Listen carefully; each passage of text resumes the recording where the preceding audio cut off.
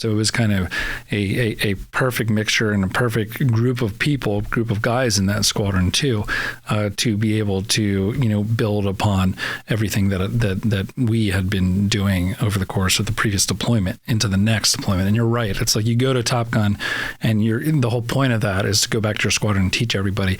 There was another deployment that was coming around the corner. So I knew that I would be charged with training them for combat.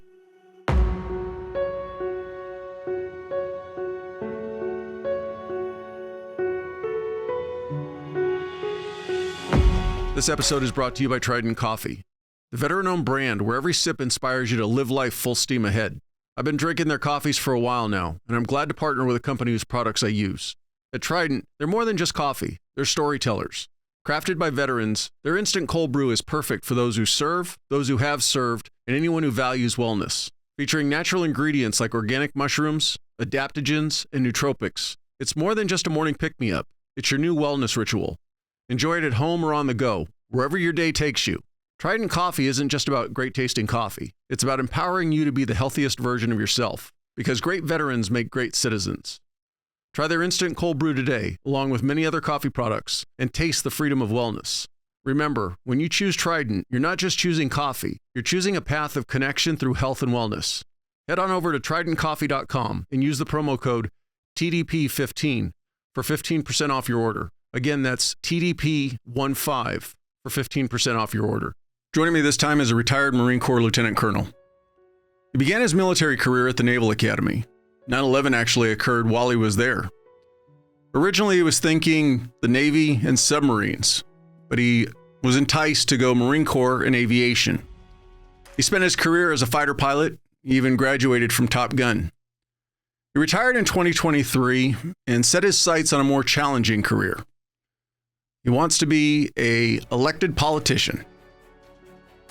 I know you'll enjoy this conversation, so let's get into it.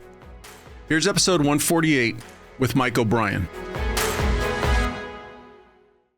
Your retirement hasn't really been retirement, though, has it? No, not at all.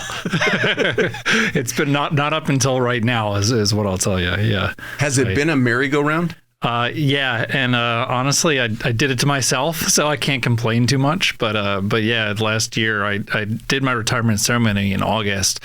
Right after that, mid-August, moved to Pennsylvania. Then officially retired on the 1st of September and launched my campaign for Congress 5 days later. So there was no rest there. So before we get too far forward, we'll take you backwards. You said Pennsylvania, so that's hometown? Yeah, home state for me. So I grew up I was born in Philadelphia, raised in a county right outside of Philadelphia. My wife was born and raised South Central PA. And so that's where I went back to, and that's where we're going to settle down. And that's where I ran for Congress there. We're going to get to this down the road, but did you and your wife know each other growing up? We did not. No, we met at the Naval Academy, though, so it's been a while. So I've known her for about like 21 years or so now. So she was a basketball star at the Naval Academy. She is still the all-time leading scorer there. So went to a few games, saw her shoot the three-pointers, the swishes, I guess, was what did it for me. But we eventually got together. We were on, and you can laugh, we were on student government there together. But we started dating. It's because we were nerds. I'll admit it, but we got together like the last few months that I was there, and then broke up that summer. But then got back together when I was in grad school, and kind of the rest is history. And pretty much throughout our entire Marine Corps career, we've either been married or engaged. Well, she impressed you with the three-point shot. What did you impress her with? I couldn't tell you. You'd have to have her on and ask her. No, but I think it's values. Like, to be honest, it's like, and we may or may not get into it, but a lot of ups and downs over the course of a dual military career. And what brings you back is the reason why you got married, and that was our common value system, really, which, you grow apart, you grow into a different person over the course of your life, but those values are still kind of what brought us back together whenever we were having issues over the course of that time. So it's we got into this before we started recording, but you have family that's from New York. What took your family to Philadelphia? Yeah, so I'll give you a big overview. My mom's side, they they came over to America in the late 1800s. A Jewish family escaped the Russian pogroms over there, so escaped persecution, settled in Brooklyn, New York. And then my dad's side of the family, they're actually direct descendants of the Mayflower. So you can't make that up. That's about as American as it gets. But they met. If that isn't a great backstory for politics. Yeah, exactly. Politicians kind of can't get it out. Yeah, so they actually met. They were both working in the computer sector in the late 70s, which it was just starting at that point. You had like I guess you had big computers that were the size of this room that they had to screw with at that point. But they met each other there. They settled in the outskirts of Philadelphia, and the rest is history there. Do you have a big family as far as immediate brothers, sisters? Just one brother. He's a school teacher right now, a sixth grade math and science teacher in the outskirts of Philly. Are you the youngest or the oldest? I'm the oldest. And how were you as a kid growing up? Were you kind of a by the book, straight arrow kind of guy, or pushing the envelope a little bit? Not really. So my high school teachers will tell you this, is I knew where that line was, and I would go up to it and dance all over that line, but I wouldn't cross it. So and I guess you could say that my military career has kind of took me the same way, in the sense that I am, you have a box that's out there that's drawn, and you got to explore all four corners of that box, and so that's what I like to do. Life's no fun in the center. Right, exactly. What did you enjoy doing as a kid? So I honestly playing sports. Like Philly's a giant sports town, so I was a huge sports fan. Football, basketball, couldn't play either of those, but I did play baseball, swam for a little bit, and really just got together with the kids in the neighborhood all the time, and got together in the backyard, shot some hoops. That's what I really enjoyed. So just getting together. One thing I often tell people from a sports perspective that I like about Philadelphia is the sports complex, where all four teams have all of their arenas, stadiums right in one spot. Yeah. Has it always been like that? Or at least as far back as you remember? As far back as I remember. And I can tell you, when I was in high school, there was the stadium called the Vet back then. And I'm sure you're familiar with it, but some of the listeners might not, because I think it got torn down in the early 2000s. Why are you implying that I'm old? we are old. Collectively, we are old. But I'll tell you, that place had some character to it. It was grungy. It was gritty, but that represented Philadelphia to me. And so that was awesome. And back before the internet, you had to camp outside in order to get playoff tickets, for example. So we would go the night before the playoff tickets went on sale and camped out and got up at 5 a.m. and got in line, got our place. And that's how you would get playoff tickets. There wasn't no Ticketmaster or any of these types of online forums where you can purchase these things. But good memories. Is the Vet where they had the night where they brought the disco records and burned them? I don't know about that one. There was throwing snowballs at Santa Claus. I'm pretty sure that was the Vet. But yeah, there was rats. There was a jailhouse in the stadium itself. So yeah, you name it, you got it. So that was my childhood. And I'll tell you, with that sports complex right there, it's a lot of people over the course of the campaign asked me, well, who's your childhood idol? And it's looking back on that in Philadelphia, it's it was Allen Iverson. I'm not going to lie, it was. And I know there's some goods and others with that, but from a guy who just wore his heart on his sleeve and did everything to win basketball games, left it all out there on the court. That's what I grew up with, and that's what I saw with the level of emotion. And yes, again, there were some things that he probably regrets to this day, but that's what was driving me, and that has been my mindset since growing up. Really, leaving everything out there on the court. What year did you graduate high school? 99. And had you already decided on the military at that point? No, none of my family, none of my immediate family, mother or father, they weren't military. My grandparents were, of course, they fought in World War II, but that really wasn't a driver of it. At that point in high school, you don't know what the military is all about, so I saw an opportunity to go to the Naval Academy, applied there. I know they have great schools and great academics, and then you can serve your country for a few years. You don't understand what that actually means, though. So where I'm going with this is, so if military wasn't in your immediate family, how did the Naval Academy hit your radar? So there was a teacher there in high school whose son was a fighter pilot for the Navy, and at that point, I wasn't like one of these guys who saw Top Gun in the '80s and was like, "That's what I want to do." A lot of my friends, yes, that is the case. But for me, it's like, okay, that sounds kind of cool. A lot of opportunities will present themselves, and so I took a visit down to the Naval Academy and saw the discipline, the structure, the city itself, and I was like, that's pretty cool. It's like I got drawn to the aura really of Annapolis, if you will, and after that, the reasons why you stay are different than the reasons why you join, of course. But it was that's really what brought me towards it when I was in high school. What was your parents' stance on you joining the military? So they wanted me to be careful. My grandfather specifically, who fought in World War II, he's like, he did not want me to join, especially the Marine Corps. But my parents did see it as an opportunity and were fully supportive, especially from an academic perspective. Going in was being a pilot what you wanted to do? No, I wanted to be a submarine officer. I don't know what was wrong with me. But no, I went there. I saw that those people are weird.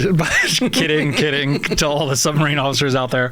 But no, I actually got heavily influenced by somebody who's my mentor to this day. His name is General John Allen. He was the commander of ISAF for all the troops in Afghanistan, and actually he's the one who gave me my start in my political career. But he was a commandant at the Naval Academy at the time that I was there. So I had him as an influencer from the Marine Corps. And then I had a gunnery sergeant who was in charge of our company or group of about, 120 midshipmen or so.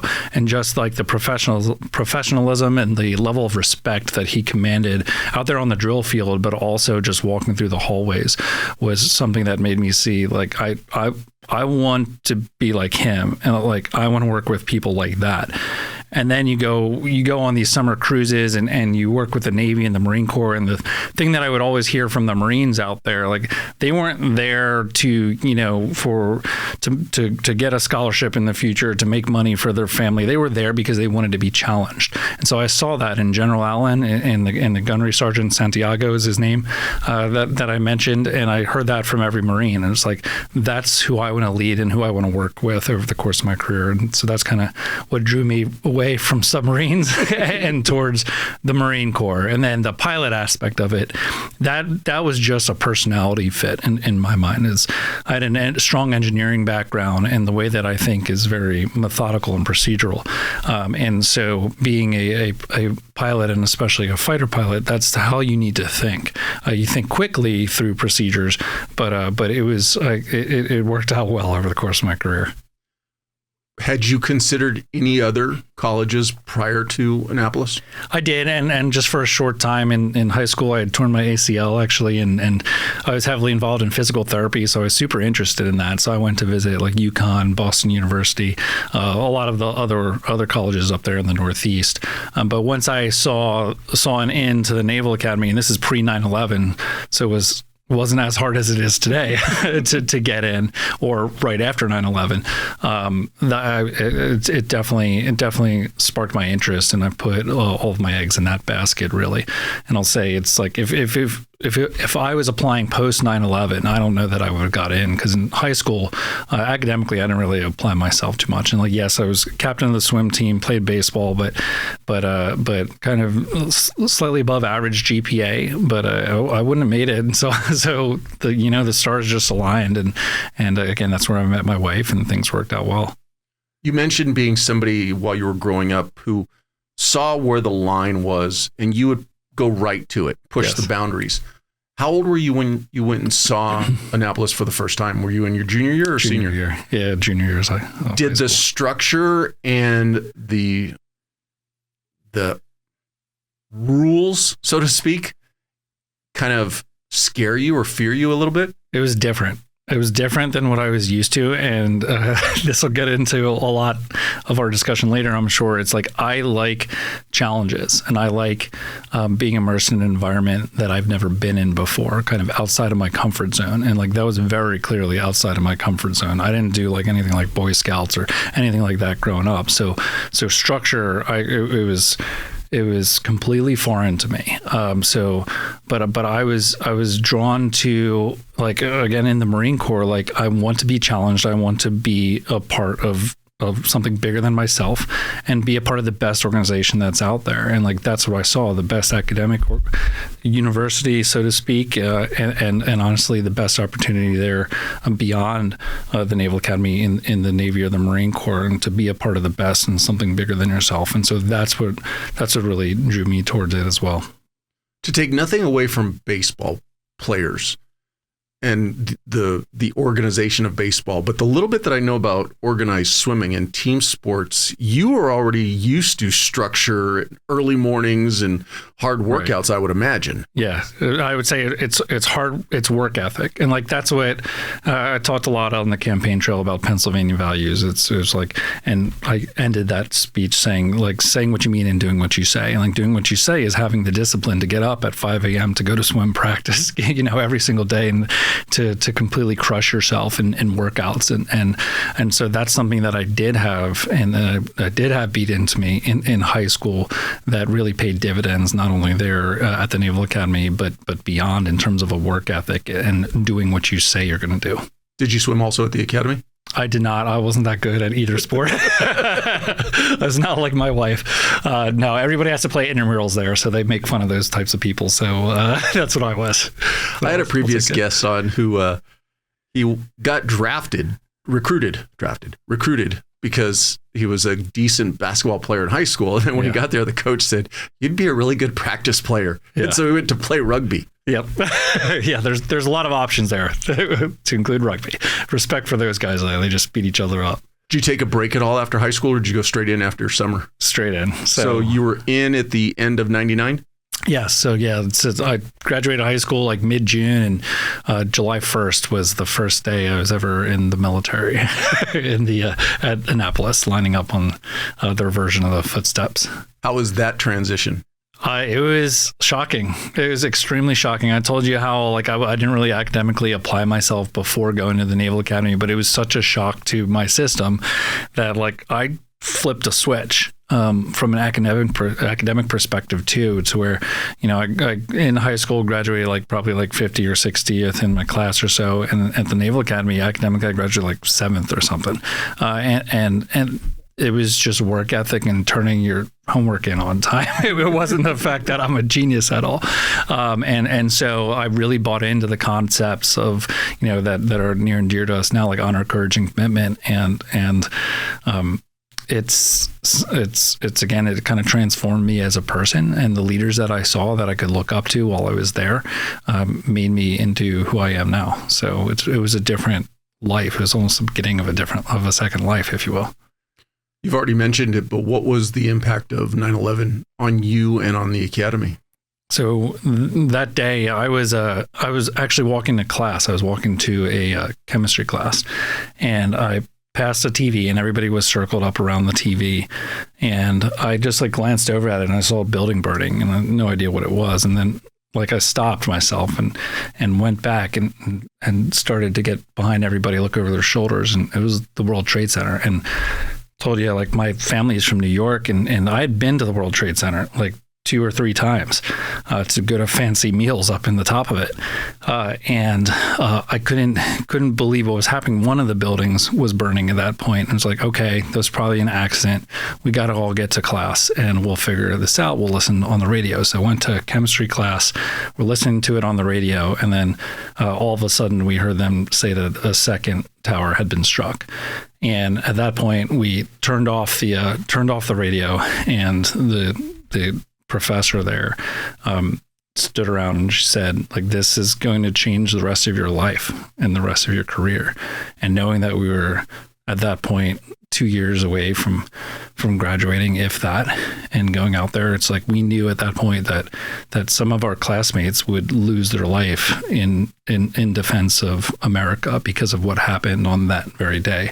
And needless to say, that did happen over the course of time in the many wars that came in the aftermath of 9/11. So it was a somber moment, and we went back to our dorms, and we were actually told to, close all the windows, make sure nobody can peer in. They had snipers on the top of the buildings. There were Humvees that were driving around, heavily armed with 50 cals. So that was there was an eye-opening experience to where, in high school, I just signed up for something for basically academic reasons. And now like this is going to turn into life or death and change the course of the future of not only my life, but America itself. Did you ever see the movie Taps? I have not. So it's an old movie for us people who are really, really old. Yeah. And the premise is it's a military school for young boys. So, you know, they're not adults. They're not committed to the military yet. But there's an incident that happens and basically it escalates to where there's, you know, half tracks and machine guns out. Where I'm going with this in my mind is for you as a student at Annapolis, obviously, you know, you're headed towards active duty, but other than the small changes, I'll call them small changes, snipers, did your day-to-day just continue normally? It did, but it had a different sense of urgency. You know, it's no longer was it, okay, we're going to do all this Marine stuff just because we want to stay in shape. It's like, no, because we're actually going to lead Marines in war. And so there was just a different approach that we had to really everything we did, whether it was academics or otherwise, but especially the military training, that we needed to be on the top of our game because we knew that things were going to come to a head on the other side of the world because of what just happened. Did it cause you to question your decision to be in the military and potentially in the Marine Corps at that point? Well, like I told you before, if I applied to the academy afterwards, I wouldn't get in. So I was like, no, because I wanted to serve my country. And especially because of what just happened. And I was lucky that I had already signed myself up to put myself in a position to do that, unbeknownst to me at the time, but for the next 20 years, you know, and looking back on it, it's fortunate that both my wife and I have been able to do that over the course of our life. And we're in a position to have an effect on people, especially across the world. And I say this because I've said it before. My generation, I graduated high school in 87. We were all peacetime military. So the people that were going into the military in that era, even for those, I'll even say the Gulf Wars, because the Gulf Wars happened so rapidly, for family and friends, there was this thing of, oh, you're just going to kind of go play military. Right. But after 9/11, it was real. From your parents' perspective, did they voice anything like, whoa, wait a minute? Or were they still behind you 100%? They were worried. And they knew that what we were going to do was going to put our lives in danger. But they still supported us. And so that was pretty important to me, of course. They didn't want me to reverse any decisions or get out. And they knew that it was important to me to serve, especially because of what just happened, and especially because of how attached they are to New York itself and what happened there that day. Well, the other question I was going to ask you is, even for myself, for those who don't understand the size of Pennsylvania in relation to Philadelphia, to the field where I can't remember the flight number, 93 went down? Yeah. How far is that apart? Like, that's a few hours. And then like the distance, honestly, between Philly and New York is a lot less than between Philly and the field or Philly and the Pentagon, for example. So, and I didn't mention this, but my grandfather was actually in the city when the towers got hit, and he lived in Rockaway in Queens, and actually had to walk across the bridge to get out of Manhattan in order to escape everything that day. So it really hit home for me. Had you already chosen the Marine path at that point? I was pretty far down that road, yes. Because I met a lot of the influencers that I mentioned in my sophomore and junior years there, and so that was basically the beginning of my junior year. I'd have to do the math, but I believe it was. We'll get an abacus for you. Yes. But yeah, I had already kind of chosen that path for sure. And had you already been? The way I understand it is when you come to graduation, have you already opted for a flight contract, or are you hoping to get a flight contract? Yeah, no, you already go through a series of tests in order to get your flight contract there at the Naval Academy. They make sure you can see straight and make sure you know up from down. And so I had already passed that and was looking forward to that. I thought I was going to fly helicopters too, but that was the other thing I was going to ask. So you don't know what type of aircraft you're going to be flying, other than simply you're going to be in aviation. Yeah, and that's not until you go through flight school, until it's called primary flight school, where you fly a single engine prop planes, that you kind of figure out. You get to select which type, whether it's jets or whether it's helicopters or C-130s, like my wife flew. So it's not until then, and that was years later, probably 4 or 5 years later. Flight school is how long? It took me 4 years to get from the start of it to, well, I started in 06, 05. Yes, 4 years. 05, math for Marines here. 05 until 09 when I hit the fleet. So it was a good 4 years to go through that. And that's jet training. I was going to say, that's not the totality of just the initial flight school, correct? Right. Now, the initial flight school, how'd you do in that? I did well academically, and then flying, I had never really flown that much before. Again, I just thought it was a good match from a personality perspective, and I'm one of those guys who gets like car sick. So like my first few flights, I would puke every single time. I mean, and my wife too, and then we turned out to be pretty good pilots. But there were some flights in that initial single engine prop plane where we would puke like 4 different times, but it was like a puke and rally situation to where we kept on going. So we didn't let it affect us too much. So we'd keep going at it. And so like I was slightly above average there in the primary flight school, and got lucky enough to be able to select jets out of that. Is that now going in, were you leaning towards helicopters and then switch to jets?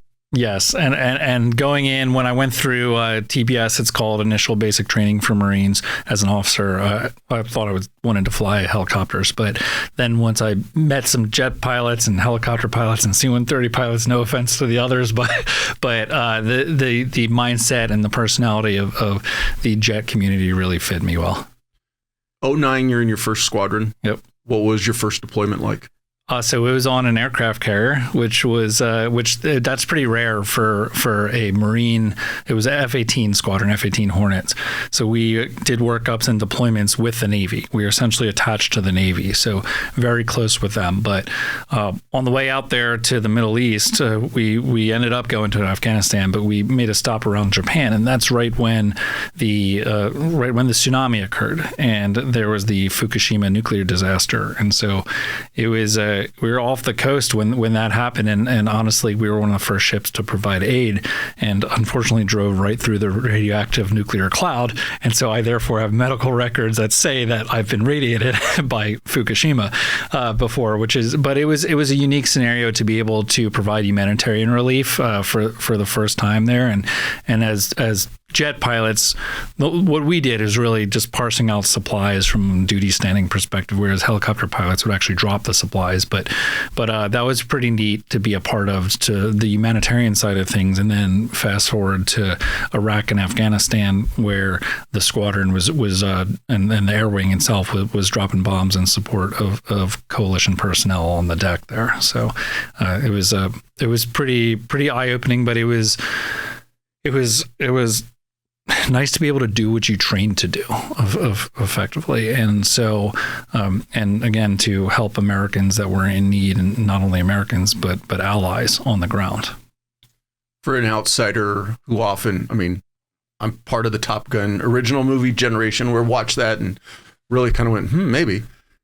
But what was it like for you actually learning to land on a carrier? Because you hear so many stories of what it's actually like. Yeah, the first time I ever did it in flight school, which was a single engine jet, my wife will tell you, who came to visit me during this, that was the most nervous I've ever been in my entire life, and in a good sense, in the sense that I, even going up into politics, into the political world, doing my first debate, it's like, hey, I made it through that first landing on an aircraft carrier. I felt the most nervous I've ever been, but I leaned on my training and the months worth of training leading up to that, and I successfully did it. And I wasn't good at it by any stretch, but I successfully did it. They're in training, and then you move on from that single engine jet to I flew 2-engine Hornet and then went back to a single-engine F-35. But that has also progressed over the course of the years to where it went from very manually driven stick and rudder skills to now there's a digitization of the whole process, which makes it less scary. It's still scary, don't get me wrong, especially at night. But back then, and that was the first time I landed was probably 08, 07, 08, I think. I think it was 07, actually. And yeah, they didn't have iPods back then. so a very different scenario, but an experience that I'm glad that I did. That, again, it still gives me confidence to this day. With the with the improvements of computers and electronics and avionics and everything else, today, is there less pilot interaction in the landing of on an aircraft carrier? The jet is more forgiving. So there's the same amount of pilot interaction in terms of movements with your hands, but we like to say you put the thing on the thing, meaning there's something that you're looking at visually through your heads-up display or helmet, and you put it somewhere on the ship, or you put it next to another aid. You put the thing on the thing and you'll generally be in the right ballpark to land. And that wasn't the case back in the day.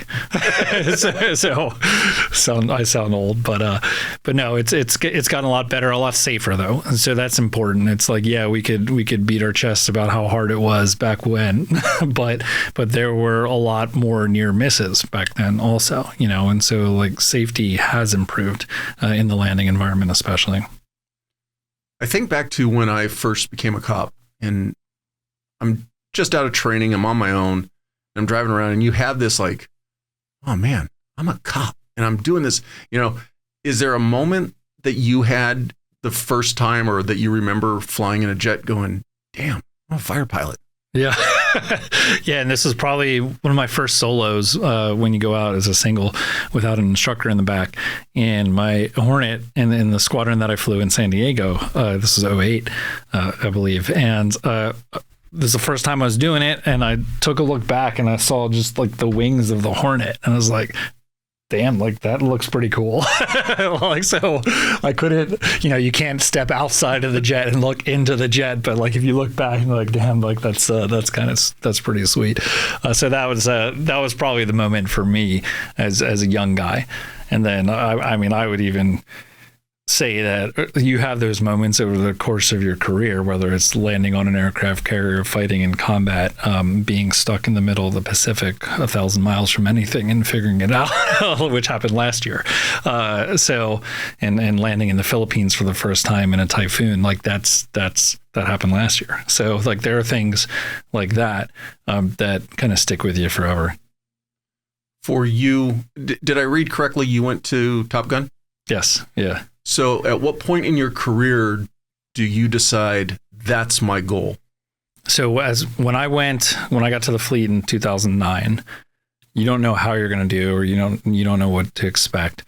And I was never a natural at anything. You talk to my wife's a natural at everything. I'm not. So like I have to work my Someone ass. has to carry the load, right? Yeah. So I didn't know how I was going to do when I got to the fleet, but over the course of your training there, pretty quickly, you combine like your work ethic and then your ability to accept and apply constructive criticism. Like that's a key for fighter pilots to be successful. Like you are not going to be good. Like you're not good, but you need to get good. And the way you get good is by listening to people and believing what they say and then implementing what they say.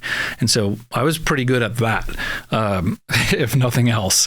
And so I went through my flight leadership progression fairly quickly relative to my peers.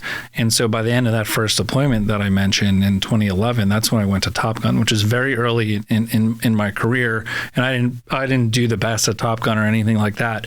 And I had to get beaten down a little bit from an ego perspective there, which I did. But it was obviously in an incredible school that taught me many things, but I wasn't a finished product at the end of that. I was kind of just beginning. So I was lucky to be able to do that so early in my career. In talking to the recent guest, James Bartolone, Bart, one of the things that he said that really kind of changed my perspective in that the point of Top Gun, yes, it is to make you a better pilot, but it's for you to go back and make the squadron better. Right. That was an interesting aspect to it that I'd never really considered before. Yeah, exactly. And they will make you a ninja. So you need ninjas in the squadron, but you also need instructors in the squadron. And so the squadron that I was in at the time, they're called the VMFA 323, the Snakes, and the combination of them and Top Gun, super professional squadron, in my opinion, biased, of course, the best in the fleet, and then Top Gun, the best school that exists. And you put those together and you learn about the psychology of instruction itself. And like, that's something that I took away. So I learned what I learned at Top Gun, took it back to the squadron, and was able to implement a lot of what I learned with the support from the already strong staff that exists in the squadron. So it was kind of a perfect mixture and a perfect group of people, group of guys in that squadron too, to be able to, build upon everything that we had been doing over the course of the previous deployment into the next deployment. And you're right. It's like you go to Top Gun and the whole point of that is to go back to your squadron and teach everybody. There was another deployment that was coming around the corner. So I knew that I would be charged with training them for combat. The new guys that just showed up that didn't go on this past combat deployment that had never seen that before. And so like that clearly gave me personally and us purpose. During Top Gun and after, of course. Prior to going to Top Gun, had you had a combat engagement? No. So I never did. Over the course of my career, the most that I had ever done in support of troops on the ground was flying low and dropping some flares, which did get them to stop shooting at American troops. So I did that. My best friend has dropped bombs in combat. It's all a matter of being in, and I don't want to say the right place at the right time, but the place in the time to do spot on the spot. Right, exactly. So there were many people in that first deployment that dropped in the squadron. I'd say about half of them dropped ordnance, the other half didn't, and so I was in the half that didn't. But yeah, we of course saw the videos and talked a lot about it, and saw quite a lot go on as expected in war in terms of good things and bad things, Before we get into the transition to the F-35, just your opinion in general about the progression of fighter pilots and flying fighter jets. Do you see us never getting to a point where it's plane against plane anymore? That will always happen, and it's important to learn about dogfighting just because of how to maneuver the aircraft.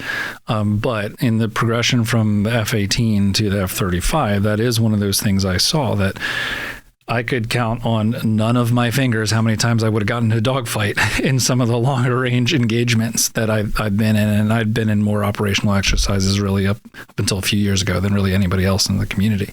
And so a lot of that happens before you get to that point. And so it's about geometrical positioning, and I'd say as a flight leader, it's two-dimensional geographic positioning. It's where are your wingmen and what direction are they pointed and what airspeed do they have and who are they targeting. It's decision making as opposed to mechanics, and so that is where I see it going. And that's what I enjoyed most about flying the F-35. Quite frankly, is you're a quarterback. And I used to tell people when I would instruct them, it's like everybody else out there. For if you're a division, if you're a 4-ship flight lead for other 4 planes out there or more, it's like everybody else is your pawns. You need to make sure that they're in the right place and they're where you want them because you know how to get to success. And so all that time that I spent flying Hornets, I learned what picture in my mind led to success on the battlefield. And from there on, once I kind of got it, it's simply a matter of put everybody in the right position and make sure you have the brain power and brain timeline to be able to get people in the right position. And you still, of course, make mistakes all the time, but that's really what it's about. It's about decision making and positioning. You're about 15 years removed from when you went to Top Gun? 13 at this point. Yes. Yeah. At that time, were there still some, and I'll call them the old crotchety ones who were like, it's dogfighting, you got to be able to dogfight? Or were they already pushing like, you shouldn't be in a position where you're dogfighting? It's both, and I think it'll always be both because that's kind of the purpose of Top Gun itself is dogfighting. That's why how Top Gun got born effectively. And again, I am still a believer in the dogfighting. It's just the importance has gotten a little bit lower on the totem pole because of the percentage of fights that are going to get to that, but it's still important because you need to be able to perform. We call it max perform your aircraft, meaning pulling the most G's or putting yourself in the best position to win a dogfight. Did you get in the first time you submitted your packet? To Top Gun? Yeah, it works differently though. In the Marine Corps, it's like the squadron selects you and they push you along. I think nowadays it might have changed, but that's really how it worked then. And so it was about the commanding officer of the squadron seeing your progression and work ethic and ability to accept and apply constructive criticism, and then selecting you to go forth and do that. Where in the Navy, it's an application process. It was then. Is there a limited number of spots for Marine pilots? There is, yeah. It's typically about 2 to 3 per class. Back then, I had one other Marine that was with me, so it was just us two. So it was, again, we were a little bit different in the sense that after Top Gun, we would go back to the squadron. The Navy pilots that would go through, they wouldn't go right back to the squadron. They'd go to kind of a ground job, if you will. Not a ground job, they'll still flying, but a job that's not in a squadron itself. So the Marines went back to the squadron. So, and not to underplay it, but it almost kind of like, yeah, you went to Top Gun, now get back to work. Yes. Yeah. But I mean, we went to Top Gun with a point is to be better at getting back to work and teaching people. Yeah. The progression from the F-18 to the F-35, how much did you know about it leading into it that it was coming, or was it just sprung on you? So I got selected for it in 2012, which was before a 2013 combat deployment in an F-18. So I knew for about a year going into it that I was going to be flying F-35s. And so those were the early days of the program. So the plane, at the time that I was selected, I don't think had even been flown in the Marine Corps. It had it. So there was a little bit of an unknown of what I was actually going to do. But I eventually went to the first operational squadron that in the lead up to becoming operational. So I was one of the first instructors ever in the F-35 period operationally. Did you get any hand in its development or input in the development? I did at a point to where it wasn't like test nerdery, it was operational stuff. And so in the squadron, so after Top Gun, I went back and I was like kind of the lead flight instructor. I did that too in F-35 at a point in the program to where the Marine Corps was the only service that was actually flying it operationally. And so like I would go to Fort Worth and work with the Lockheed Martin engineers on adjusting an algorithm one way or another, or adjusting a display, how something is displayed one way or another. So I got really lucky that I wasn't a test guy, but I obviously have an engineering background. But that did allow me to speak more freely with the engineers and have some input into the program in those early days in terms of telling them like, hey, this is wrong. We got to fix this. This is a priority. And then very quickly, the Air Force stomped over us and then took over, which is fine because the Marine Corps doesn't have the capacity to do that. But yeah, I joined the program at a very interesting time with the first ever operational squadron, which allowed me to do a lot. From a pilot's perspective, having had the experience of flying the F-18, how much different of a operational platform was it? It's night and day. I'd always say it's like going from driving a Ford Escort to a Ferrari, and a lot of people want to go back to the Ford Escort because it's better at dogfighting, but like I want the Ferrari that has all the bells and whistles that tells me where everybody on the whole battlefield is. And so like that was something that was unheard of in the Hornet, and allowed you to make those decisions and allowed you to be a quarterback and make everybody else out there on the battlefield better. And no matter what platform it was, like we could communicate with them. And even in the early days where the software of the F-35 was basic, if you will, we still were a force multiplier, so to speak, which was great to see and a lot of fun to be a part of. We did I was the operations officer for the first red flag exercise. You might have heard of that before. It's like the premier Air Force exercise. And so the first time ever there were F-35s there, and it was a game changer. Just getting out there and taking down one of the surface air threats in X amount of minutes. But they told us afterwards that has never been done before. And like, that was cool. that was cool to be a part of, and a cool thing to do. Is AI becoming more and more prevalent in the actual operations while you're flying it? Not yet. It's under development. And so there are a lot of future capabilities that I don't know about, and we probably couldn't get into even if I did at this point, because I don't. I'm now just a general population, but yeah, no. What, they don't keep you in on all the secrets anymore? Yeah. So it's incredibly important part of it, and like, yeah, that's where it's going. That's where the F-35 is going to continue to the growth, that it has a lot of potential for growth too, just because of the way that it's mechanized and it's software based. So you can have adjustments to software updates to your iPhone that will incorporate AI in the future, for example. So yep, it's important. One of the things I've heard, and also Bart mentioned this, but with all of the advancements in electronics and computers and everything that's contained in your helmet, there's actually, I don't know if they're formal studies yet, but there's starting to be papers written on the electronic effects and the electronic waves and all that kind of stuff on pilots. Have you heard anything about that? I have not. I'd be interested to hear that because I have probably more time with the helmet than most. So no, I all I know about effect on the pilot from flying is when the Fukushima disaster happened. They're like, don't worry about that radiation. You get more radiation from being close to the sun when you fly. It's like, and that scared us. So that's supposed to make me feel better. Right. Exactly. So no, I haven't heard that. Going in, was your plan to do 20 and get out? I had no idea where it was going to take me.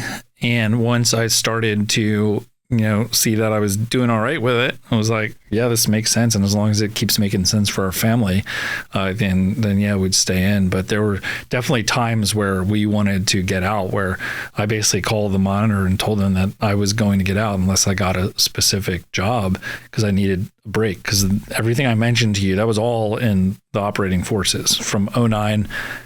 My entire career from 2009 on was in the fleet, which is other than when I spent a year and a half at the Pentagon, which was its own thing. But so I was pretty burned out, kind of towards the 15-year mark, if you will. And you're right at the point of no return at that point. And it's there's some decision making, and that's the point where I was like, hey, if you don't give me these orders, I'm out. And like, my wife is with me too. And but we did get a break, and by going to kind of the group, which the air group, which is kind of the next level up, and it's more of not a desk job, and I still flew, but it was more relaxing, and like that kind of gave me the break that I needed to be able to stay in for another 5 years or so, and make it to 20. Is there anything that could have kept you beyond 20? No, and not because I had have a terrible view of the Marine Corps or anything, or the military. It has to make sense for your family if you're going to stay in beyond 20. For some people, it does. For me, I had a different goal, which was in the political world. So that's what kind of drove me to where, like, I knew for many years that as soon as I could get out and retire, that I would. Now the urgency of doing that kind of increased over the previous years as well. But I always knew that I would hit 20 and want to join the fray in the political world. You've already alluded to this, and I want to talk about it, being married to another active duty officer. Were you guys able to, for the most part, through most of your careers, get stationed in the same spot rather easily, or was it always a fight? It was honestly never a fight. And that's because we had open lines of communication with our leadership from day one, even when we were in the basic school before we were married, and then in flight school early on when we were newly married. And we didn't have performance records at that point to back us up, but we were assertive with what we needed to do within our marriage from a stationing perspective. And the Marine Corps is so small that everybody knows each other. So once we started to get a reputation for, to having the work ethic that she did and I did, that our leadership was always willing to go to bat for us and to work with us. And so there are only so many places where C-130 pilots and F-18 or F-35 pilots can be stationed. And the entire time we were able to work that out.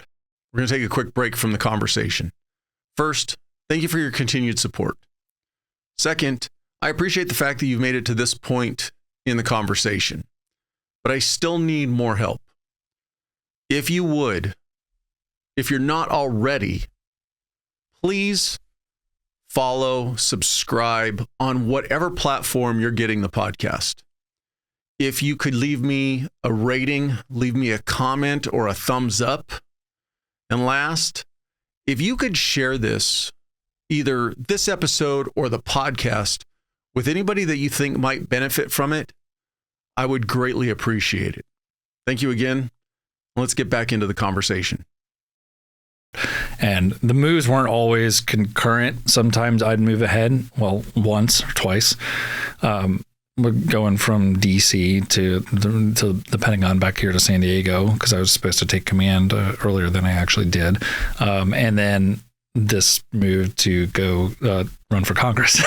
So those are the only times where we've really been, quote unquote, stationed apart.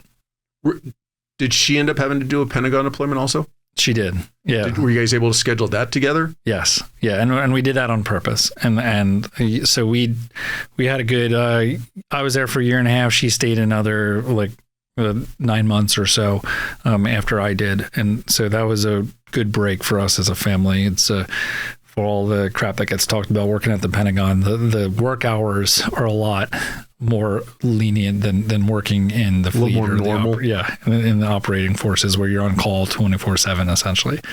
Other than that, were you primarily assigned out here on the West Coast? I was, yeah. So San Diego, we went from, the flight school was in basically Florida and Texas, and then went to San Diego for about 6 years, then went to Yuma, Japan, DC, and then back to San Diego, each of those for about 2.5 years or so. And then that's it. Where'd you find that you enjoyed the most as far as deployment stations? So they're all very different. so it's a very political answer. I want you to say Yuma, Arizona. No, not Yuma. No, I mean, a lot of it is attached to what you're going through in life too. So Yuma, for example, that was the hardest time in our marriage. We just had young kids. It's that's anybody who's had that, it's that's not a fun time, especially when it's 110 degrees for 4 months out of the year. But after that, Japan was incredible. I know I listened to Corinne's podcast, different experience during COVID in Japan, but pre-COVID Japan, which is what we experienced, was amazing. The travel that we did in the region, the kids' first snowstorm was up in Sapporo, where the beer is from. Yes, they have a Sapporo Snow Festival, so they'll remember that for everything. Their favorite food is sushi and ramen, so that was incredible. And then we also like living in DC too. We lived in downtown DC, and we're with kind of a different segment of America than we had been with in Japan when you're living in a fishbowl with everybody. So I would say DC and Japan were extremely memorable, and San Diego was the most. So we're very used to here, and so obviously have a lot of connections here. But each one of them has their own unique pros and cons. Some more pros than others. So you're not even are you even a full year retired yet? No, it'll be September when I'll be technically a full year retired. Yeah. When does politics come into the picture for you? Yeah, so for me, my why in the start of it goes back to 2015. That was when I was at the height of my career as an F-35 pilot then, and my best friend in the Marine Corps, his name's Major Taj Serene. He was over there fighting ISIS, he's a Hornet pilot in Iraq and Syria, and on his way back, he flew into the clouds and his navigation system flipped on him and put him towards the ground, and he didn't recover and lost his life. And so when that happened, I lost a best friend, but I felt like the world lost something then. He was the type of person that would just bring people together, no matter who you were, where you were from, no matter what race, religion, no matter what your politics was. And I was standing there a couple months later at his grave that we actually just visited for Memorial Day. And the last line on it reads, "In service for mankind." And so when I saw that, I kind of made a commitment to myself then to try and live that same legacy of service and togetherness and put myself where is needed most. And that was 2015, and 2016 was happening. And no matter what side you're on, politically speaking, it's like the country was just divided in two. And it's very clear that we need leadership that could unify and could unify the country. And in the lead up to January 6th, we were stationed in DC, like I mentioned, at the Pentagon, and saw the boarded up buildings and everything that happened that day. Again, no matter what side, there was death and destruction that happened. And to me, it was one of the darkest days in American history. And at that point, I was like, okay, it's time. It's time for me to get involved. And specifically, one of the ringleaders of that was the one who I'd theoretically be running against if I won the primary.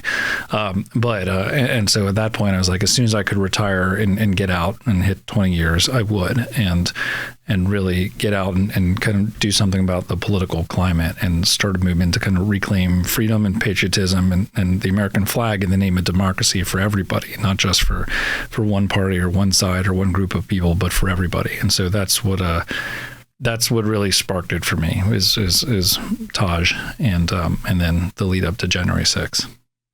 With you and your wife, obviously both being from Pennsylvania, but through all of the travel with the military, Pennsylvania is where you wanted to go back and call home? Yes. Yeah, the whole time we always wanted to go back to Pennsylvania. And I know we had talked beforehand about it just feels like home when you're back there on the East Coast, not to take away anything from San Diego, but that was always home to us. We always go back there for leave. Again, she's from South Central PA, I was from Southeast PA. It was perfect. And so we always knew that we were going to settle somewhere around our extended family, finally get our parents, the grandparents to be babysitters for our kids a little bit and settle down there. So it was just a matter of where and when and how. And so we kind of figured that all out last year. Had you always been a student per se of politics and political positions? Not at all. And I'd say I was a student of leadership. And like that started at the Naval Academy. And that's what we need. We need leaders, not politicians in Washington, ultimately. And so that's my goal. It's like, I don't have a specific, I do of course have policy stances, but really what we need is we just need leaders, good people that are willing to work with the other side towards compromise, because that doesn't exist today. And like, that's the main problem. And so I didn't really start my political education until Taj passed away. And then I knew that like, that's what I was going to do. And so you talk about your transition mindset. That's kind of when it started for me. And it's like, okay, if I want to do this a few years later, I know this isn't going to be an overnight thing. Like I can't just pick up and I can't just leave at 20 and then just do something completely different. I have to actually educate myself. So at that point, I started reading books, which politics for dummies. Well, seriously, yes. And I, as an engineer, I never really read more than a handful of books for pleasure in my entire life. And then I started to do that in 2016 after that happened. And I continued that for up until before I ran out of time to read. but I would do seminars when we were based in DC. I did some seminars. One of them was called Veterans Campaign Workshop. I'm not sure if that still exists, but for anybody that wants to get into politics, no matter what level, whether it's Congress is actually kind of like shooting for the stars, but at any level, it's like you look for these types of organizations that help out. And so that was one of the organizations called Veterans Campaign. So I did that when I was there in DC, and then moving back out here to San Diego, there's another organization that's bipartisan service-based organization politically called New Politics. And so it's not just military, it's first responders, it's Peace Corps, AmeriCorps. So anybody that wants to get involved in politics, highly recommend Googling that, New Politics Leadership Academy. And they basically take you from 0 to 100 of how to actually run a campaign. And so I took a class here in person, and this is a couple years ago now, that taught me philosophically, am I ready to do this? Do I have the right mindset? Is it really what I want to do? And that answer was yes for me, of course. And then you take another, that was called Answering the Call. And the next step is called Foundations. operations. You take that, and that teaches you about what happens during a campaign, what emotions to expect, and like how to approach that. They don't teach you the mechanics of it just yet, but that's where you learn that segment of it. And then the next step is the mechanics piece, which I actually didn't get to taking because I was already running and figuring it out as I went. But the whole academic journey for that transition, like I said, it was years in the making for something that was kind of such a big leap, and so outside of my comfort zone. It again started in 2016, 2017 timeframe. How intensive were these courses? So the seminar, for example, that was just a weekend course, and but just immersing yourself in that for a weekend gives you an idea of what you know what you don't know at that point. And so going into it, I didn't know what I didn't know. I was just reading whatever I could soak up. But there's the other courses, they were like nighttime courses for people that were still active duty, for example, or had just gotten out, and allow you and work within your schedule. And it's typically like now they do a lot of Zoom classes too. So it's very easy to participate in and to learn whether it's something that you want to dive into, but they'll also give you the tools. And I don't want to leave this out, but like when I launched my campaign, one of the people from that organization, there's the nonprofit side that does the Leadership Academy, and there's it's not a for-profit. I don't know all these numbers, but it's the side that can actually give you hard help during a campaign. They helped me. They basically managed my campaign for the first 3 months, all through this organization called New Politics. So it was like really from start to finish, and I'm still in touch with the main representative now, who is going to help me on next steps. So it's huge just to be able to find some of these resources that are out there, and like that's how you do it. Did you have, when you first made the decision, did you have a mentor, or did you ultimately find an actual mentor who had political experience? Yeah, so the person that I mentioned earlier who influenced me to go into the Marine Corps, despite his example, General Allen, we actually met up with him in D.C. when my wife and I were stationed with D.C. because he was a commandant of the academy when my wife was a basketball player, and they had a relationship. And so again, riding on your wife's coattails. Yes, yeah, exactly. You'll hear a lot about that. But then we met up in D.C. and I told him about this. Like, this is what I want to do, and he's like, "Hey, when you make that decision, give me a call." And so in the political world, it's important to know that like if you want to run for office, nobody cares until that cycle. So like just keep it in the back of your mind, like start building relationships, networking.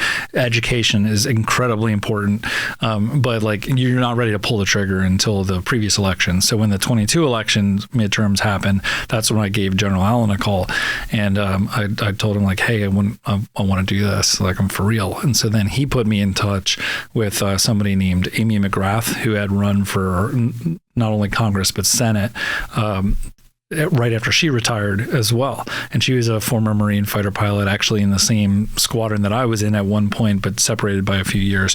And so like she kind of pointed me in the right direction for all the consultants that I would need.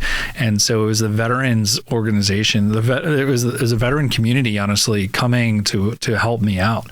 And so that's how, and that's who, there was the networking that I did over the course of my career within the military that ultimately got me the strong start in the political world.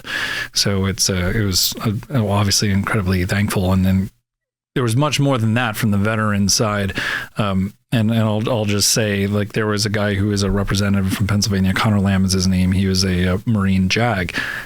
He like wrote me my first check, and he supported me throughout the campaign. Seth Moulton, a Marine who's currently a member of the House of Representatives in Massachusetts, has an organization that supports service-based candidates and members, and he did a lot from a fundraising and advice perspective too. So it was really the Marine caucus coming together that was helping point me in the right direction. And now, although I didn't win the primary, I finished second out of 6, which I'm still happy with. I'm kind of a part of that and can at least help if there's anybody out there, any veteran that wants to get involved at that level. I at least know what I don't know at this point, so it's huge. It's huge to be able to leverage the veterans community.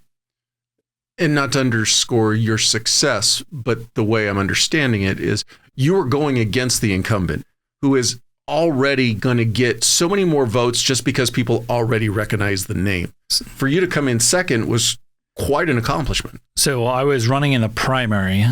So yeah, the incumbent was on the other side. However, he's incredibly vulnerable. And there were 6 people that raised their hand to run against him because of how vulnerable he is. The race is getting now and did get a lot of national level support. I got some national level support. So there were 6 candidates, and out of 6 candidates, the one who finished first, she got 43%. I got 23% of the vote, and then everybody else was kind of 15% and under. So I started from scratch from a name recognition perspective. I hadn't lived in Pennsylvania in 24 years. She was a TV news reporter with 36 years worth of name recognition. And what I learned in the political world, it's all about, do people know you and do they like you? And it's that those are the most important questions. Nothing else matters. The strength of your campaign, that matters when campaigns are close. But I felt really good about the strength of our campaign. I mean, we even outraised her from a fundraising perspective, but it matters. Do they know you and do they like you? So I made a lot of progress on the do they know you and do they like you, quite frankly, over the course of the campaign, to where there was a lot of momentum that we built up. It's just I didn't have more name recognition than she did, and so that's how you get 43% of the vote like that as a first-time candidate on her side. It's be a TV news reporter for 36 years. Not that I'm jaded, because no, I don't think that I'll be candid. I don't think that that's how politics should work. I think it should be kind of based on your level of experience and a service, quite frankly. But it's understandable. It is what it is. That's how it works. I think that's just human nature. Yeah. I think that, if you put a TV show on and said, we're going to be talking to a pilot, as opposed to we're going to be talking to a retired Top Gun. Yeah. Nobody needs to know anything about you, but they put Top Gun in front of it. All of a sudden, more people are going to go, oh, I'm going to listen. I'm going to watch that. Yeah. I think it's just human nature with what we recognize, what becomes. Hence the reason why there's a bunch of people who make a lot of money every year in advertising, because they understand how to hit the emotional subconscious side of us. Yeah, it's name recognition. Again, there's a name recognition of the Marine Corps, which I did have to my advantage, and that's kind of how I outraised my opponents there in the primary. Is people know what veterans generally do, and they know the name of the Marine Corps, and they know the values of the Marine Corps. And so that was my advantage too. So it is what it is. So I can't complain too much.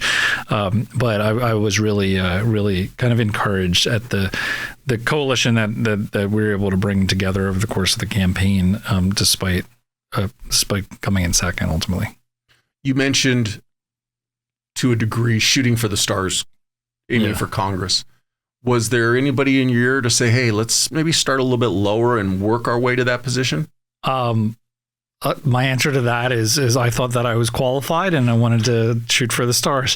But honestly, there's a lot of restrictions that exist. And from a technical perspective, you have to know about this. If you're thinking of running for office, certain states have different rules for what you can run for and where and how. So for example, in Pennsylvania, to run for the state house, which is the lower level, or state senate, you have to have lived there in the district that you're running in for a year, and in the state for 4 years. My home record has always been Pennsylvania, so that wasn't an issue. But no, I just moved there last August, so I couldn't physically run for those more local offices.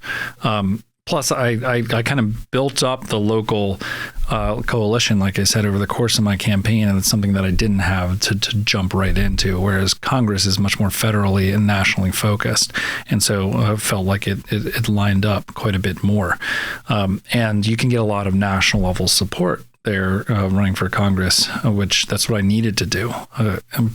So that all led to, plus the guy that I specifically was targeting, he was directly involved in January 6th. And that's why I chose to run in that area. Living in that area also was perfect from a location standpoint, but between both of our parents. So yeah, it's there's a lot of factors that play into it, to play into kind of what you're running for and why and when. But it's important to take all those into account. obviously you can't go back now and start learning earlier. I think that would be a given. If you knew what you knew today, you'd definitely start teaching yourself a lot sooner. But now that you've had the opportunity to go through it the first time, what do you wish you would have known earlier than what you know now? This more points towards the transition itself, is going from the military to the civilian world. I initially thought, like in that first month or so, I was out there as I just got done being commanding officer of a unit that like went overseas and did some stuff. It was cool. And I was in charge of the unit. And the interactions that you have and the way that you care for your Marines is almost weird in the civilian world, in the sense that like we call it intrusive leadership in the Marine Corps, right? Like, hey, who are you dating? And are you guys doing all right? How are your parents doing? It's like, that's just, to me, that's called giving a shit about your people. Where it's like, if you ask those questions in the real world, then you come off as a creep. Like, you know, why are you in the business? Yeah, exactly. So that's something that like I wasn't ready for initially, is how different interactions are in the real world. And I figured that out pretty quickly, you know, and kind of ready for that. And like how teams are built is different, and because what you can and can't do, can and can't say, your mindset towards it, what you have to accept and let go versus what in the Marine Corps or the military you would address right away, you know? So there's a different rule set. There's everything being focused on money. I'm talking about fundraising. So like I'm already in that mindset, but that's how the civilian world works. And so like money never drove us I mean, like, yeah, sure. Decisions on salary or on rank structure, et cetera. But like your goal every day wasn't to earn more money. It was, you know, to develop your Marines, for example, or, you know, to prepare your squadron to fight a war. But out in the real world, everything revolves around money. Like, you know, who's in the political world as well. Unfortunately, it's about fundraising, but that's about money to communicate your message. So it's slightly different. It's not a business. It is for the consultants that you hire. But everything revolves around money. And like, that was a pretty big shock too. It's like, okay, we're going from this world that money's not, like, we don't talk about it every day, but now every day, every second of every day, you're thinking about money, you know? So that was the biggest shock, going from like, what did I learn in quickly over the span of those 8 months? And I learned that honestly quickly in the first month or two of just jumping right into it. And that's something, no matter what you do, whether it's politics or otherwise, I think that's what you gotta expect. And I'd say, like, talk to as many people as possible. And, you know, especially the vets that I mentioned earlier, like, that's what I would lean on. It's like, okay, am I crazy, or is this totally different than what I just did for 20 years? And it's like, no, it's totally different than what you did for 20 years. So that was kind of like the biggest shock that, you know, I'm going to be ready for the next time, which will manifest itself in hiring decisions, for sure. I'll start with that, and then just like how I conduct myself over the course of the campaign. But I feel like, you know, the only way to be a second-time candidate, which are more successful, is to be a first-time candidate. So check in that box, you know. I'll even say maybe like a naiveness perspective, you've already referred to it as, at the end of the day, it's a business. I'm sure you went in with the best of intentions, but was there ever a point where you hit that wall and it almost kind of jaded you as how much of a business it actually is? No, I haven't gotten there. And I'll say, because I can't get there, because you need to go back to the reason why you're running. Different people run for different reasons. To some, it is business. And when it becomes a business for me, then I need to take a step back from it. Because that's not me and that's not who I am. Like, that's why I'm running, is because I don't want it to be a business. I want it to be about people and integrity and character. Like, that's what we need. And so, like, I'm not just saying that to say it. We're like, I'm not earning your vote. But like, that's what we need, period. If we're going to work our way out of this polarized society that we have in America, you need leaders that, like, that's what they stand for. And I think leaders like that come from the service-based communities. And so we need more, no matter what side, no matter left, right, whatever. It's like that's where we need people from with that background and values and that value structure. So even if to me I do see something that looks like a business, like that can't be me. And like that's what I'll tell my wife, once I'm successful and win some races, hopefully. It's like, look, when you see that happening to me, that's like when you need to pull me back and need to take a step back and think back to the reasons why I'm running and like who I'm running for. And that's the people. That's people of Pennsylvania, of America, and Tosh. Do you ever worry that once you're in that position that you'll in essence lose a little bit of you just being able to be Mike and go to the store and just kind of live? Oh yeah. I mean, like that happened on the campaign trail. It's like I had to wear collared shirts. So like anybody who knows me knows like I barely had any collared shirts. I had to go out to, whatever, Ralph Lauren or whatever it was and buy some. So like, yeah, I mean, there's an expectation, but that goes for the corporate world too. Like there's an expectation that you dress a certain way. That's what's considered professional. What's considered professional is the Marine Corps is also looking a certain way. So I get it. But, and I feel like early on when you're first establishing yourself in the political world, you have to fit more, you have to be more in the center of that box. But once you're more established and people know you and you get elected, you have a little bit more leeway to explore the corners of that box and then kind of be more who you are. It's like, yeah, that bothers me a little bit, but I also know that this is like part of the process. It's like early on, I have to tone it down, tone down my personality a little bit. Like I was a DJ, it's like, I'm not going to go out there DJing all the time when I'm running in a primary. Because people aren't going to like, it's more polarized. No, some people will really like it. Some people will not like the music that I play, and will not vote for me. The first debate with the guys behind two turntables. Yes, yeah. I mean, I'd be down for that, but so no, I had to be a little bit more focused. The reason why I asked that is having worked our dignitary team for an elected official before I retired, getting to spend some of those private moments. And one of the things that I remember that stood out to me the most was being told that I've lost the ability to just have a personal life. Yeah. If my spouse and I want to go to have dinner, it becomes an event that has to be planned all the way down to how long are we going to be? Do I plan to have a drink while I'm there? How long will we stay afterwards in case anybody sees me?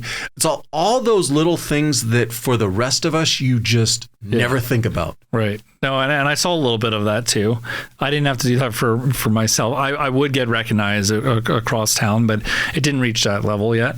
And my wife and I did have a talk about that, about, what if it does reach that level? Are we going to be okay with it? There's part of the sacrifices that we would need to make in order to put ourselves in the leadership position that we collectively need here in this country. And so it's like, we're used to doing hard things. We're, a married couple commanding squadrons with kids.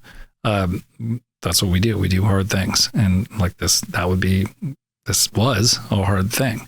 I was doing this with my wife and kids across the country. That was hard. So it's just part of the service and sacrifice that kind of we're used to. Once you got into and I'll call it the washing machine of being part of that media circus. Yeah. And in it, how much of your time did that end up taking up? So for me, I was at the end of the campaign, there were articles coming out every day. Some positive, some negative, some neutral. There were Facebook ads that were out there, people commenting. So you learn to just, first of all, don't look at social media. Like my campaign manager was like, for the last 2-3 weeks here, just stay off of social media. Don't even look at it. So that's kind of like how you deal with that aspect of it.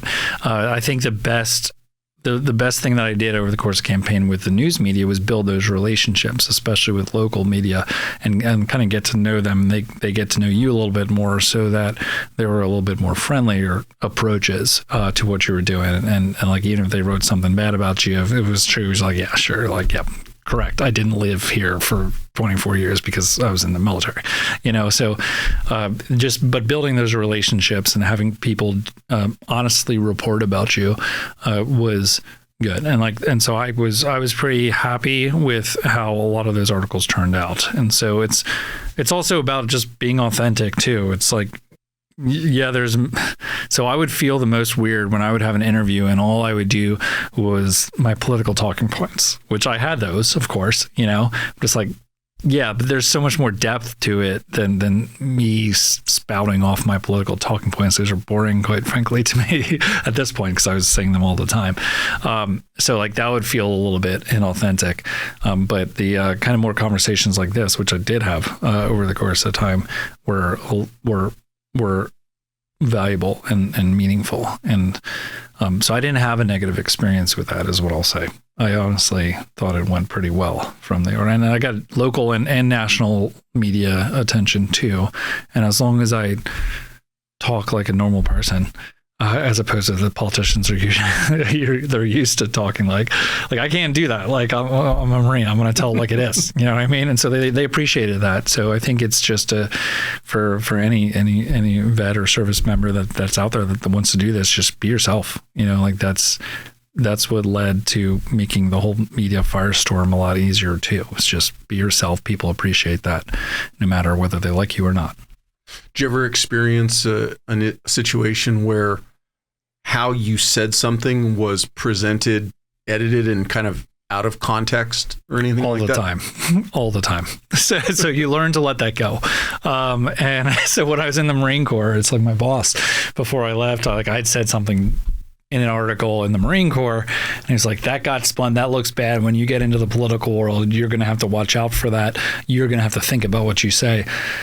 It's like, it's going to happen every single article, every single day. And so like for me, so like I'm Jewish. I've mentioned my parents, my mom's side at least. So with Israel and Gaza, like this was the hardest possible time for a Jewish Democratic primary candidate to be running with all that's going on over there. And so like what I would say about that conflict, which would change with the dynamics of the conflict itself, would usually get taken out of context. And certain people would hate me that day. And I've been hated on by all sides of that, especially like I'm a moderate is how I describe myself. That's incredibly hard, is to not take a side on a 1 or a 0 issue, is to try and be in the middle. And like that's what I learned too. It's like if you're on the left or the right, if you're a moderate, it's like you're pissing some people off.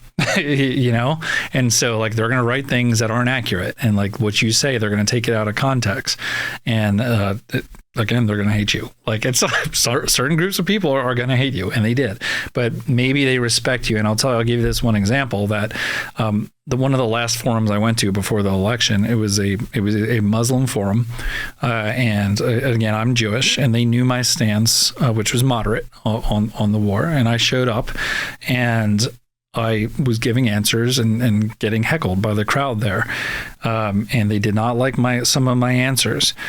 But I left that, and then I got phone calls and emails from the further right Jewish community, and they were even kind of more aggressive in their tone towards me because I didn't parrot what they wanted me to say either. And after that, it was like, again, being a moderate is difficult, but they're going to listen to what you say and then compare it to what they want you to say.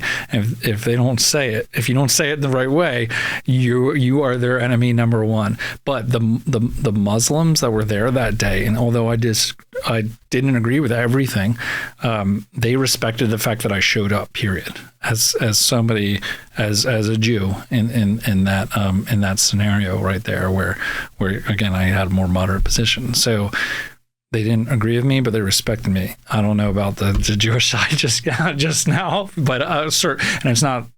I say that there are so many different opinions amongst the Jewish community on the war in Gaza. So it's not a monolith, but the further right group was not happy with me for showing up, for example. So it's like you're not going to win, and you got to go into it knowing this. And kind of my career as a fighter pilot and as a Marine prepared me for that, because I would never have a perfect flight.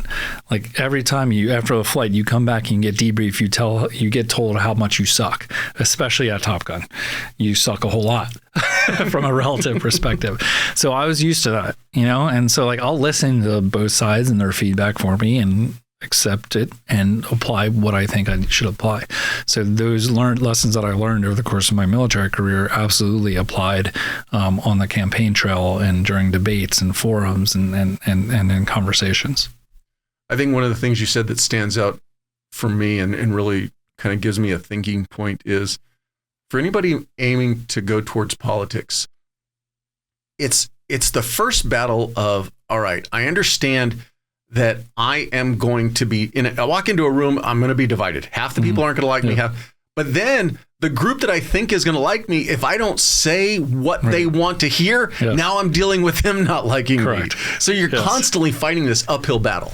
You are, but at the end of the day, it's those two things which get you votes. It's do they know you and do they like you? And so liking you doesn't need to be agreeing with you. And so like keep that in the back of your mind too, is that don't tell that to people on social media. Social media is its own whirlwind. It's not real. But liking you could be just like respecting the way that you answered the question, even though again, like given a choice, like there's the Muslim community there, it depends on who else was running, but they wouldn't not vote for me, period. They wouldn't stay home necessarily. I don't believe they actually told me they wouldn't. They would actually help me if it came down to it. So it's like, what votes are you trying to win here and how? And it's really about how it's how you answer questions. It's not what you say, it's how you say it. And like that, I actually gave that advice to, there was a commanding officer, oncoming commanding officer that was giving a speech at the end of his change of command. And I was like, dude, it doesn't matter what you say.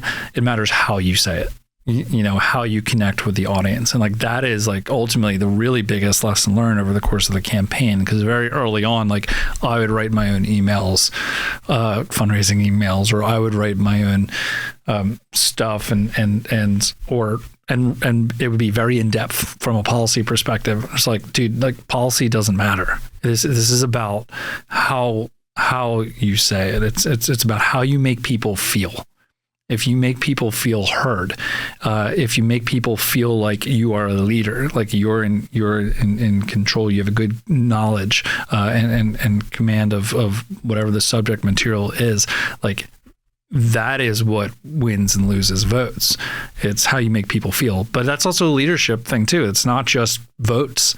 It's like that's real. Where in the Marine Corps, that was my perspective too, to where if I was able to emotionally connect with a group, no matter what I said, even though like I wasn't making any sense, if I said a few things that were emotionally connective, we'd get a lot further from a leadership perspective and buy-in than anything else. And same thing when I was briefing generals at the Pentagon. It's like I would kind of pick and choose times to say things that I knew that they would remember, and in a way that they would remember, sometimes more aggressively than others, but that's what works. It's about how you make people feel, and that's what they actually remember. So there's a lot of chess that's got to be played. And I could almost, and not in a dismissive way, but I could almost see the people that you brought in around you to be your advisors to almost be like, don't say anything. Don't go near the keyboard. Yeah. Just stand there and look pretty and let us deal with everything else. Yes.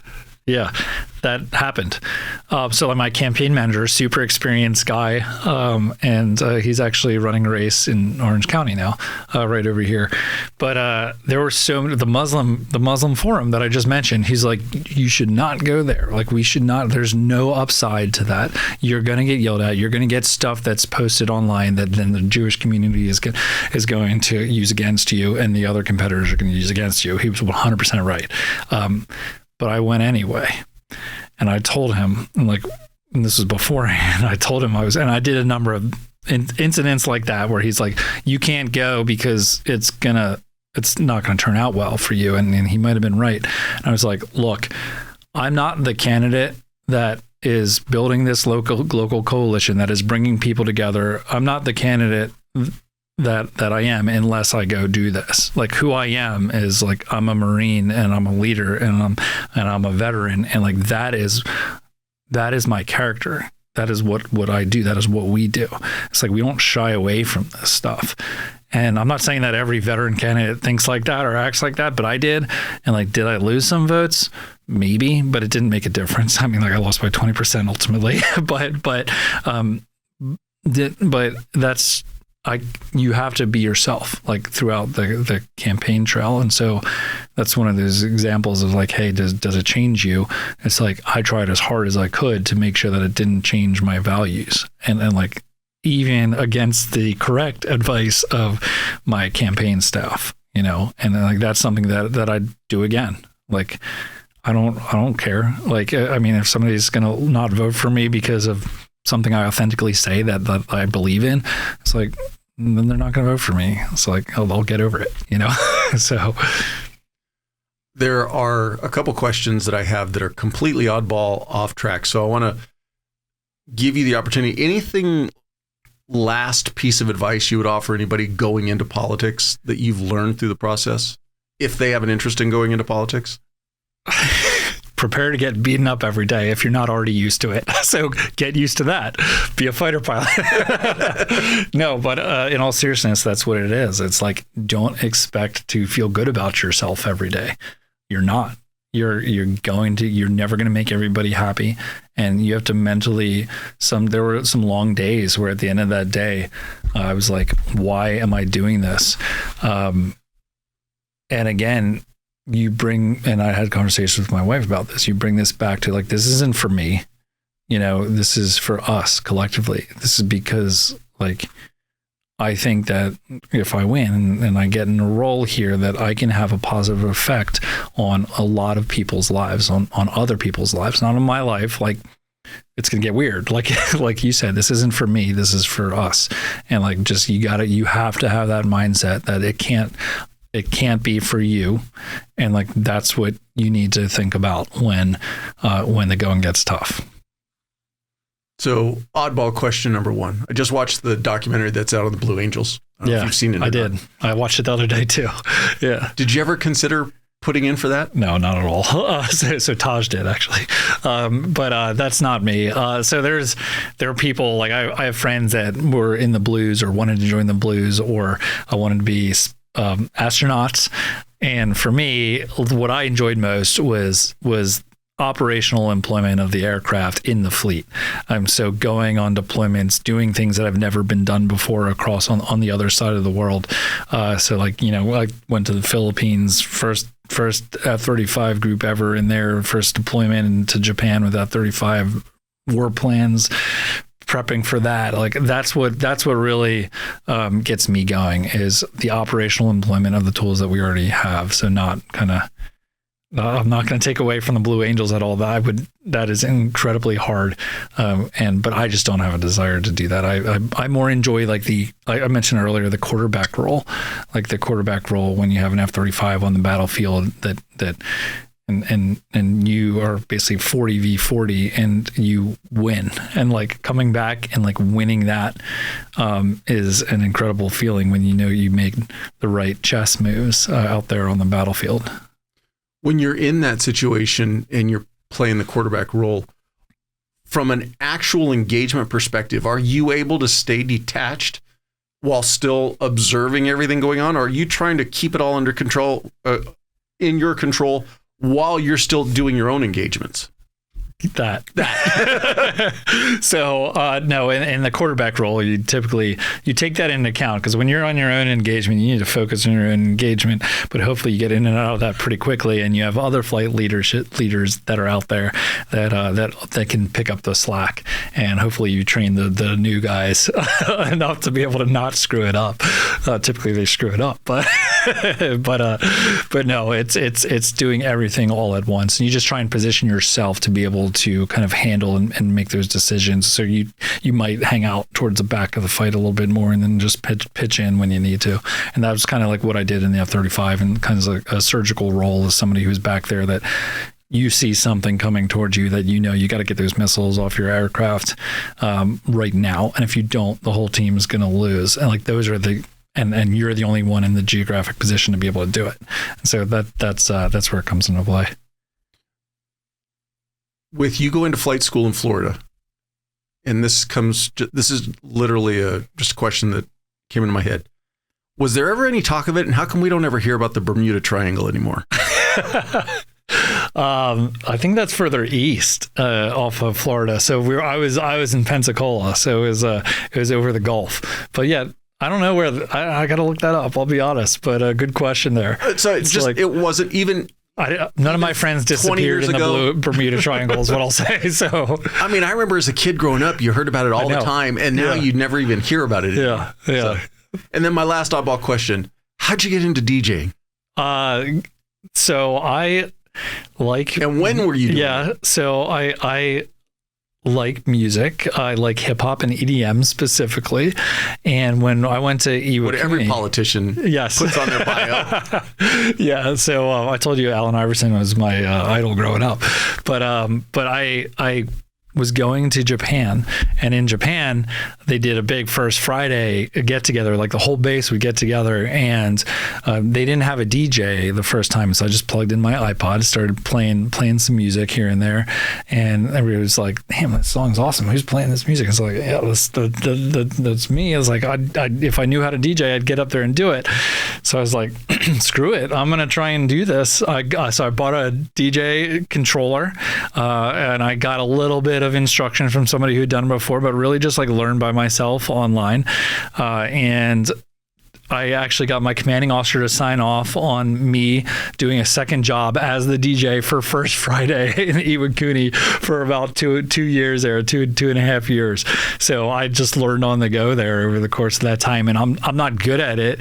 What I'm good at is, I'll tell you, this is oddball coming back at you. Like, you probably wouldn't expect this. Being a DJ is a lot like being a politician. Because the way I say you're reading the crowd, and what's Exactly. Because like that was what I was good at, not mixing in any particular form as a DJ. I was good at picking the right song for the feel of the crowd. And so people were always like, "What playlist do you use?" It's like, I don't use a playlist. I do this by feel. And so like, which is kind of different. But like, that's what I did. Like, I looked at the crowd, looked who was on the dance floor, who did I want to get on the dance floor? How did I want to keep them there? Did I want them to get off the dance floor? And so like, I'd play different music to make that happen. And then again, you translate in that into the political world, is like, you get the feel of the crowd, who's out there, how you need to make them feel, just like I said before. And so what do you need to say to make them feel a certain way? What story do you need to tell to make them feel a certain way? So it's like, you have your menu of songs, which are statements or responses, and it's the same thing. You pick that response for that crowd, which I wasn't perfect at over the course of it, but like, I at least could get a read of the crowd in a similar way to again, being a DJ. So it absolutely translates. So when's the next election cycle for you? What year? So in 26, and so a lot of whether I run again in that election will be dependent on what happens with this election. Again, like I said before, nobody cares about the next cycle until this cycle's over. So I'll take a look at it after that, and after the 24 elections here in November, and like see what opportunities are out there or not, and make a decision. And luckily, we're in a good situation with our family, because my wife is retiring too. So we have a couple retirement paychecks, and she's going to be the breadwinner and actually has a job lined up. I'm still methodically looking at that. But again, still riding your wife's coattails. Yeah, yes, exactly. It's common theme. Yeah. So we'll see what happens in the future. But I definitely, on the scale of it being rewarding to never want to do it again, it was on the rewarding side of the house. So I will look for opportunities to stay involved. Best of luck with it. I appreciate your time. Thank you very much, Paul. Appreciate it. I appreciate you watching. But before you go, if you like the video, please hit that subscribe button. Also, any comments are appreciated. Thank you.